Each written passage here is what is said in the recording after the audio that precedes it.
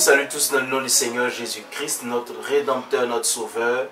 Nous sommes heureux d'être là en vie pour partager avec vous ces moments de prière, ces moments où nous levons les mains vers le Seigneur pour lui dire, nous voici comme il nous recommande. Dans Philippiens chapitre 4, verset 6, il dit, ne vous inquiétez de rien, mais en toute chose, faites connaître vos besoins à Dieu par des prières et des supplications, avec des actions de grâce. Et la paix de Dieu, qui surpasse toute intelligence, gardera vos cœurs et vos pensées en Jésus-Christ. Nous savons que notre Père Céleste nous garde et nous préserve, nous donne la vie et la paix. Et aujourd'hui, nous allons nous intéresser à notre Père Céleste. Souvent, j'aime parler de la prière de notre Père, qui est une prière assez significative. Par la première phrase, quand Jésus dit, quand vous priez, dites, notre Père qui est aux cieux, c'est notre papa, il sait prendre soin de nous. Donc au lieu de nous inquiéter, il faut qu'on vienne devant lui pour dire, Seigneur, voici mon problème, voici mon besoin, je veux que tu me fasses ceci, tu me fasses cela. Et le Seigneur remplira nos cœurs. Si vos cœurs sont troublés, c'est parce que vous n'avez pas encore suffisamment donné votre problème au Seigneur. Et déchargez-vous sur lui de tous vos soucis, car lui-même, il prend soin de vous. Il prend soin de moi, il prend soin de toi. Alors, chers frères, ne sois pas troublés. Quand le Seigneur, il rencontre ses disciples, ne crains rien.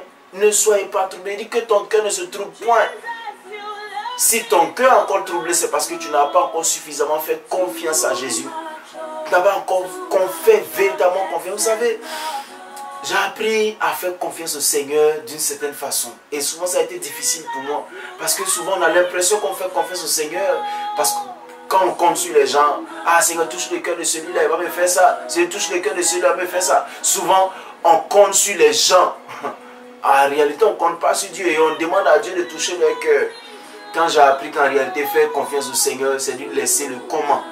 Nous, on lui dit sur notre besoin et lui, il se charge du comment. Aujourd'hui, c'est ce que nous avons dit. Nous n'allons pas dire à Dieu comment il doit nous exaucer, comment est-ce qu'il va faire. Non, nous, on lui dit notre besoin. Il dit faites connaître vos besoins par des prières, des supplications. Il n'a pas dit faites connaître à Dieu comment il doit vous exaucer. Non. Cessons de le dire, sinon nos cœurs seront tous troublés.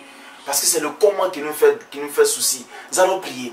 Aujourd'hui, tu vas prier pour un seul sujet qui te tient à cœur.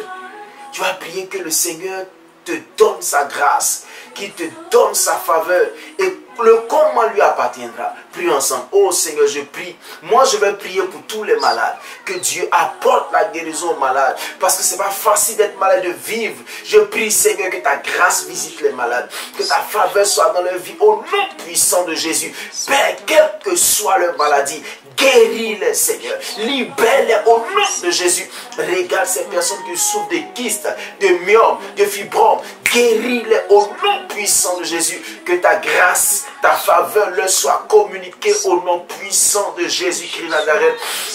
Seigneur, il souffre d'ulcère, il souffre de cancer. Guéris-les au nom puissant de Jésus. Regarde ces femmes, ces hommes qui souffrent de stérilité. Restaure, guéris-les au nom puissant de Jésus. Je prie que ta grâce les visite dans le nom de Jésus. Ouvre-leur de nouvelles portes. Bénis leur vie, Seigneur. Accorde-leur ta grâce au nom puissant de Jésus. Père Céleste, n'oublie pas tes enfants. Toi, le Dieu de grâce, tu ne vas jamais oublier tes enfants. Tu ne les oublieras jamais. Merci parce que tu es le Dieu qui bénit, qui guérit, qui restaure. Au nom puissant de Jésus. Merci pour ton amour. Avant de finir cette prière, j'ai vraiment à cœur de te dire ceci. Pendant que je priais, je sentais dans mon cœur quelqu'un qui voulait se plaindre, qui se disait, ah Seigneur, avec tout ce que j'ai fait, la Bible dit dans l'Hébreu qu'il n'est pas injuste pour oublier ce que tu as fait pour lui. J'aimerais bien avoir le temps de lire ce passage, mais le Seigneur te dit aujourd'hui, par ma bouche, que le Seigneur, il n'est pas injuste pour oublier l'œuvre de tes mains. Il n'est pas injuste pour oublier tout ce que tu as fait pour lui. Le Seigneur n'est pas injuste parce qu'il sait que quand un enfant de Dieu peut faire quelque chose, il doit lui rendre personne. Enfin, quelqu'un disait un jour, Dieu n'a pas le crédit de quelqu'un. Hébreux chapitre 6, verset 10. Retenez, car Dieu n'est pas injuste pour oublier votre travail et l'amour que vous avez montré pour son nom, ayant rendu et rendant encore des services aux saints. Il n'est pas un Dieu comme les hommes pour oublier. Ça, c'est une pensée que je te dis de façon profonde. Ne te décourage pas. Comment ça va arriver?